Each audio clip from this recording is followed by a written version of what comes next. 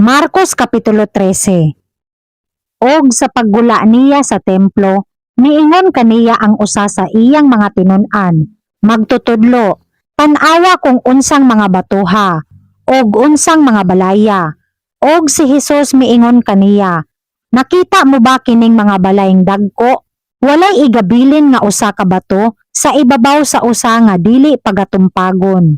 Og sa nagalingkod siya sa bukid sa mga olivo, sa atbang sa templo, na nagpangutana kaniya sa tago si Pedro, og si Jacobo, og si Juan, og si Andres. Tug-ani kami, anos kining mga butanga mahitabo, og unsay ilhanan kung kini nga tanan magakatuman na. Og si Hesus misugod sa pag-ingon kanila, magmatngon kamo nga dili kamo pagapasalaagon ni bisan kinsa. Daghan ang moanhi sa ako ngalan sa pag-ingon. Ako mao si Kristo, og magapasalaag sa daghanan. Og kung kamo makadungog mahitungod sa mga gubat, og mga dungog-dungog sa gubat, dili kamo mga lisang, kay kinahanglan kini magakahatabo. Apan dili pa mao ang katapusan. Kay motindog ang nasod batok sa nasod, og ang gingharian batok sa gingharian. Og may mga linog sa nagakalain-laing mga dapit, og may mga gutom. Kining mga butanga maoy sinugdan sa mga kasakit.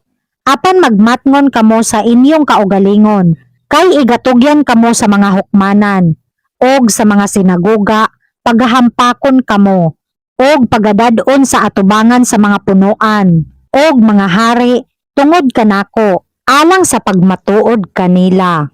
Og kinahanglan igawali una ang maayong balita sa tanang mga nasod, og kung kamo ilang pagadadon sa hukmanan, og igatugyan, dili kamo magkaguol nga daan sa inyong igasulti, kundili ang igahatag kaninyo ni adtong taknaa, kana mao ang igasulti ninyo, kay dili kamo mao ang magsulti, kundili ang Espiritu Santo. Og managtinugyanay sa kamatayon ang igsuon sa igsuon, og ang amahan sa iyang anak, og ang mga anak motindog batok sa mga ginikanan, og magapapatay kanila. Og pagadumtan kamo sa tanang mga tao tungod sa akong ngalan. Apan ang makalahutay hangtod sa katapusan, kini mamaluwas. Apan kung makita ninyo ang pagdumot sa pagkalaglag nga magatindog sa dapit, diin dili niya angay pagatindugan. Sabton kini sa magbabasa. Nan, sila nga anaa sa Judea, kinahanglan mo kalagiw ngadto sa kabukiran. Og ang atoa sa atop, kinahanglan dili manaog. Bisan magsulod sa pagkuha, bisan unsa, gikan sa iyang balay. Og ang atoa sa kapatagan, dili na magbalik sa pagkuha sa iyang kupo. Apan alaot ang mga nagamabdos, og ang mga nagapasuso ni adtong mga adlawa, og managampo kamo nga kini dili mahitabo sa tingtugnaw. Kay ni adtong mga adlawa, may kagul-anan nga wala pay sama kaniya nga nahitabo sukad sa pagtukod sa kalibutan nga gibuhat sa Dios hangtod karon, og dili gayud mahitabo. Og gawas kung ang Ginoo nagapahamubo sa mga adlaw, wala untay unod nga maluwas. Apan tungod sa mga pinili nga iyang gipili, iyang gipahamubo ang mga adlaw. Og unya kung may tawo nga moingon kaninyo, tan-awa ninyo, dinhi ania si Kristo. Kung tan-awa ninyo, atoa didto, dili kamo managpanoo. Kay may motindog mga bakakong Kristo, og mga bakakong manalagna, og magapakita og mga ilhanan, og mga kahibulungan, aron ilang mapasalaag kung mahimo ang mga pinili. Apan magmatngon kamo, ania karon, ginaingon ko nga daan kaninyo ang tanang mga butang. Apan ni adtong mga adlawa, sa tapos kadto nga kagul-anan, ang adlaw magangit-ngit, og ang bulan dili magahatag sa iyang kahayag. Ang mga bituon mga hulog gikan sa langit, og ang mga kagamhanan nga atoa sa mga langit, mga gubot. Og unya hikit-an nila ang anak sa tao, nga moanhi sa mga panganod, nga adunay dakong gahom og himaya, og unya pagasugoon niya ang mga manulunda og pagatigumon ang iyang mga pinili gikan sa upat ka hangin, sukad sa tumoy sa yuta hangtod sa tumoy sa langit.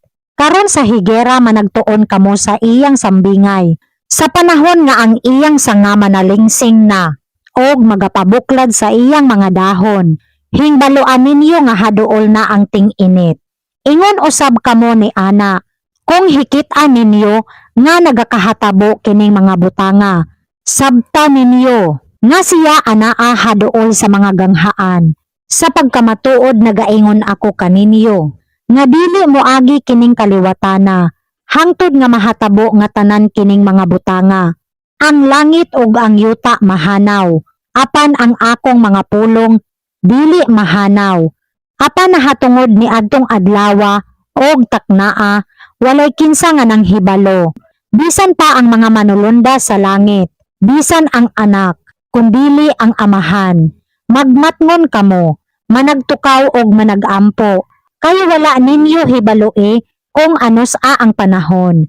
Sama kini sa usa ka tawo nga milangyaw sa laing yuta, nga sa tapos niya ibilin ang iyang balay, og sa nakahatag siya og pagbulutan sa iyang mga ulipon, tagsa-tagsa kanila sa iyang buluhaton, nagsugo usab siya sa magbabantay sa pultahan nga magtukaw. Busa man nagtukaw kamo, kay wala kamo manghibalo kung ano sa mo anhi ang agalon sa balay. Kung sa hapon, kung sa tungang gabi, kung sa pagpanugaok sa manok, kung sa pagkabuntag na ba. Tingali unya kung sa pag-abot niya sa kalit, hingkaplagan kamo nga mga tulog. Og ang ginaingon ko kaninyo, sa tanan ginaingon ko, managtukaw kamo.